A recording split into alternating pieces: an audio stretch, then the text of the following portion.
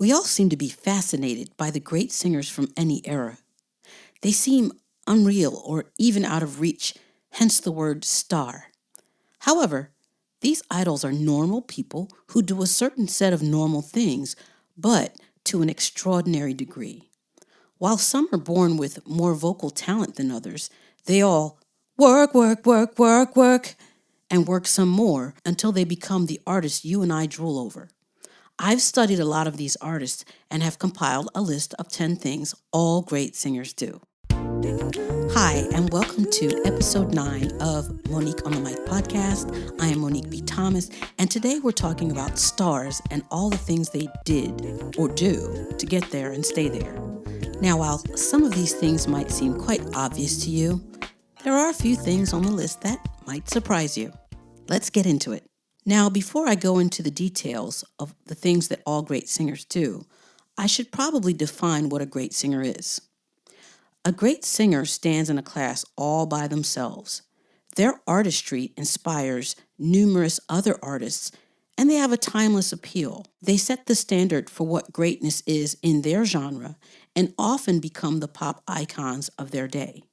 Some great singers, and in no particular order, include Bessie Smith, Mahalia Jackson, Ella Fitzgerald, Maria Callas, Aretha Franklin, Freddie Mercury, Stevie Wonder, Mickey Thomas, Whitney Houston, Billie Holiday, Luciano Pavarotti, Michael Jackson, Sarah Vaughan, Annie Lennox, Luther Vandross, Diane Reeves, Nat King Cole, Frank Sinatra. I could go on forever, but you get the idea. Number 1, all great singers surround themselves with other great singers and other great musicians. I know you've heard that saying, birds of a feather flock together. And it's true. It doesn't take a genius to understand that when you've achieved a certain level of mastery in what you're doing, somewhere along the line, you've met other people on that same journey, and you remember each other, and you collaborate with each other, you bounce ideas off each other, you probably even jam with each other. And so that's just a kind of a normal thing, is that you're all going in the same direction, and so you tend to hang around each other, and you keep that momentum going. A lot of emulation happens in these circles and great projects. If you think of maybe something like The Roots, and when some of those projects were being recorded, other artists at the time were in the studio, and lots of music was made from that period. So great artists hang around other great artists.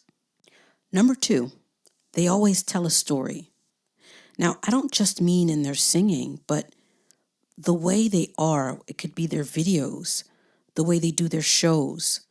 Everything that they put out has been well thought out, has been planned out, and it has their particular stamp on it.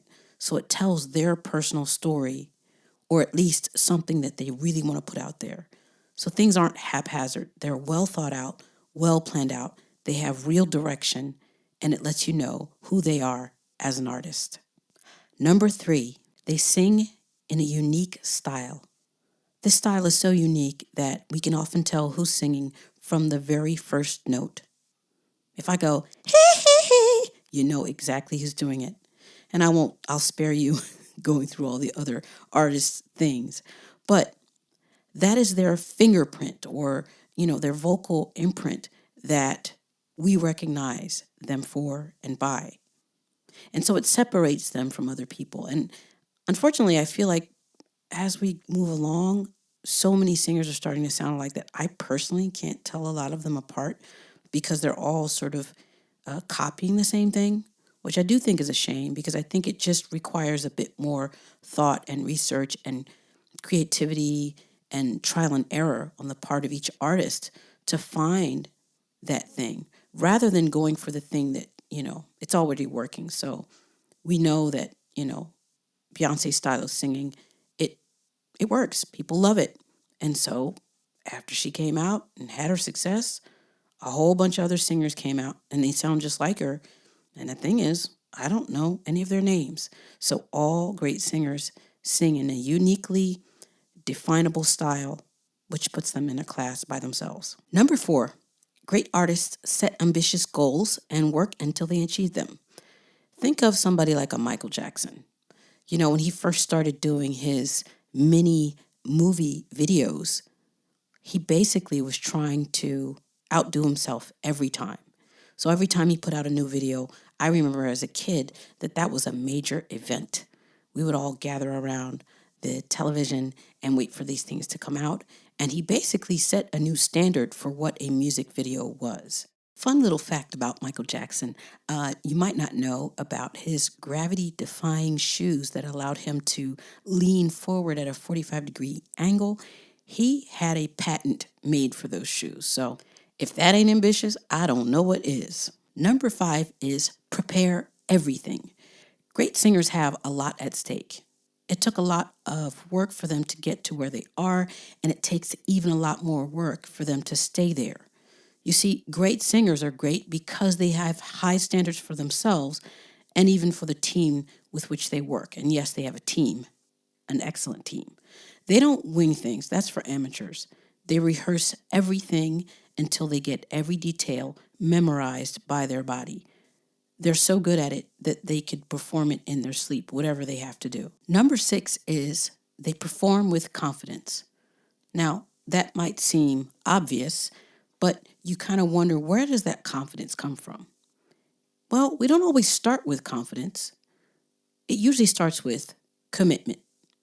They're committed to what they do. So there's no way that they're going to fail or they're going to fall. And if they do fall, they'll get back up. So they start with commitment.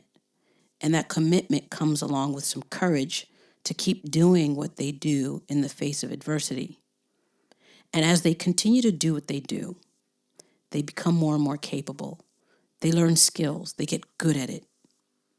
And at that point, that's when the confidence comes.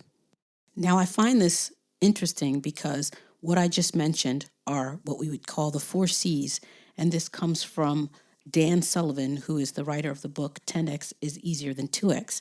It's a business model, so it's completely outside of what I'd normally attach it to. But we tend to think that somebody starts with confidence. And in fact, these other 4 C's lead up to it. So you might want to take a hint from that book. Number 7 is they take care of their voice. So obviously the first things we're going to think about is they warm up for rehearsals and for concerts, any kind of performance that they have to do. But they're taking months and even years to build a technique that allows them to do what their imagination comes up with. So in other words, they use their voice teacher as an ally to help them have a technique that sustains them through their artistry, right? And so then with this ally, with this voice technician, they're building this technique and they're training it for a particular show or for a series of concerts or touring or maybe the recording of an album. And this is an ongoing thing because a lot's riding on that voice. We can't have a voice that functions once a month or twice a month. We have to have a voice that functions freely and is autonomous so that when the artist goes to sing, everything that they need is there. It's readily available. So they're taking care of their voice. Now, you'll also see singers do some other things like steaming. There's a singer from Mint Condition, Stokley Williams, who I absolutely adore. He is always seen on his Instagram steaming before his concerts to make sure that his vocal folds have optimum humidity so that they can vibrate freely. Once the vocal folds get a bit dry, they're almost like Velcro. It's really, really uncomfortable. And the voice can sound kind of like a Marge Simpson type voice. Not very comfortable, and it's very hard to get the voice to work properly. And it's a great way also to really tire out the voice and even damage the voice if the voice is a bit dry when you start singing on it. So steaming is one thing that people can do and that often singers do. Bringing a humidifier with you on tour if you're touring, or sleeping with a humidifier if you tend to have drier air. These are other things that singers do to make sure that those chords are nice and juicy. Me personally, there's something I found last year, at the end of last year. It's called a Humidiflyer, and I'll put the link in the show notes. This is a mask that you put on your nose and mouth, and it keeps the humidity inside so that when you're flying or taking the train or any kind of transportation where the air is dry, during that entire trip, you keep this mask on, and it keeps also some of the germs out. And people look at you like you're weird, but you don't care, because when you get to your destination, your throat is nice and fluid and juicy, and you can do what you do. So these are some of the things that singers do, the great singers. Now, yes, there are singers who smoke and drink and things like that, but I am specifically talking about a different caliber of singer. I'm talking about the types of singers who tour all the time, and their level of performance stays high. I'm not talking about the singer that does 2 or 3 concerts and the voice is trashed. So just keep in mind that. So what I'm talking about is the people that are keeping it at a high level because they're constantly taking care of their voice all the time, whether they're on tour or off.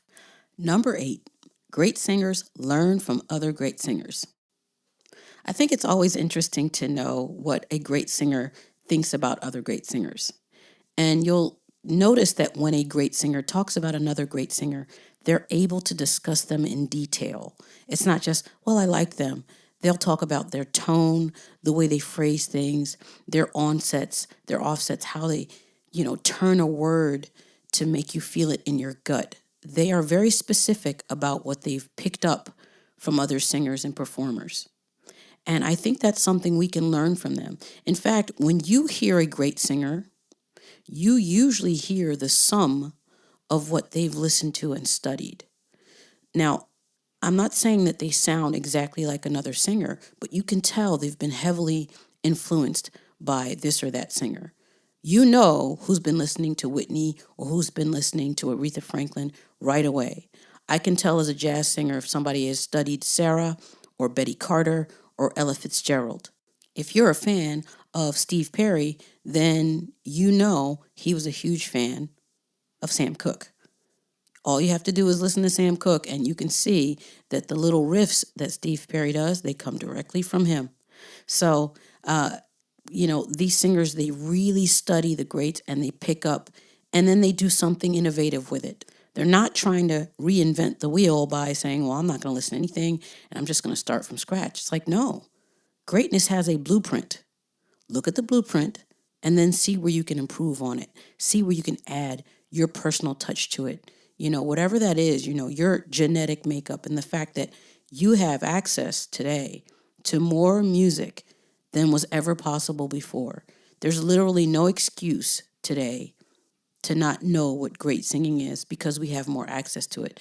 Now, with more access does mean there's more things to sift through, but there's still clues in there. So listen to great singers, study them. Number 9, all great singers sing every day. Now, the manner in which they sing might be different. It might be light warm-ups or, singing in the shower. But I've never known a great singer not to use their voice singing in some capacity on a daily basis. Being a great singer requires immediacy. So it requires a level of endurance and conditioning that comes from frequent and correct use. So you've got to keep maintaining that. You work on it to gain it, but then you've got to keep maintaining it. But also keep in mind that singing is not just what these people do. It's who they are. It's kind of like a dancer. I mean, if you've ever known a great dancer, if they're standing in line for something, they're working their feet or doing something with their arms, they're constantly moving, or a drummer is constantly drumming, a cook is constantly cooking something or coming up with a new recipe. So it's kind of par with the course. If that's what you're shooting for, then it becomes something you do every day. And this is not so much an effort. It's just a part of who you are. It's like, a fish swims. The benefits of daily singing is that you get to know your instrument inside and out. You know its strengths and its weaknesses, and you can actively work on them. So when you go to sing, you know what's available. There aren't any questions. When we see a great singer sing, we're thinking, oh my goodness, how did they know that note would be there? Well, because they've trained it in there. They sing all the time. This is what they do. So they don't have to have blind faith. They just know that it's going to be there because they've trained it in, and they're constantly going back to that place that lets them know it's available. Number 10, all great singers dress the part. You see, great singers know a little secret about performing. It's that more than half of a performance is about what the public sees, not hears. The way they present themselves to you makes it easier for you to actually hear what they're doing. So you'll notice that a great singer's wardrobe, never leaves you indifferent. You're either going to love what they're wearing or hate it, but you're most certainly not going to stop talking about it. Artists tend to seem like these mysterious people, to non-artists. And this kind of gives them a license to wear things that non-artists would never wear outside of a costume party. So singers like Beyonce or Lady Gaga or Patti LaBelle or Michael Jackson, and you get the idea, they wear things that lets the public know they are the star and they came to put on a great show. Now, I know I said that I was going to give you 10 things that all great singers do, but here's an 11th. It's a bonus. All great singers reinvent themselves. So with time, these singers, when you think you know who they are, they come out with something else, and it's like, oh, wow, I didn't know you could do that. Because they never stop working. They never stop honing their creativity, which means that's going to lead them to invent something or to innovate something. And so there's your list of things that all great singers do. Are there things on here that surprised you or shocked you? Are these things that you're actively working on to sort of up your game and hopefully lead yourself in the direction of becoming a great singer? I hope so. Listen, in today's episode, I talked about things that touched on 3 major areas, which for me are the 3 pillars of singing artists or singing artistry. I touched on vocal technique, I touched on performance, and I touched on style. As an up-and-coming artist, you need to take care of these 3 areas. At Profty, where I work, there's 3 of us that takes care of these things. So you have Greg Enriquez, my last week's guest on this show, who takes care of vocal technique. You have Rhonda Carlson that takes care of performance technique. And as I said, I work on style and musicality development. If you're interested, we do workshops, boot camps, and master classes for artists. And I'll give you all the information in the show notes. So thank you. That was 10 things all great singers do, plus a bonus. I hope you enjoyed it. Don't forget to subscribe and leave a review. Musically Monique.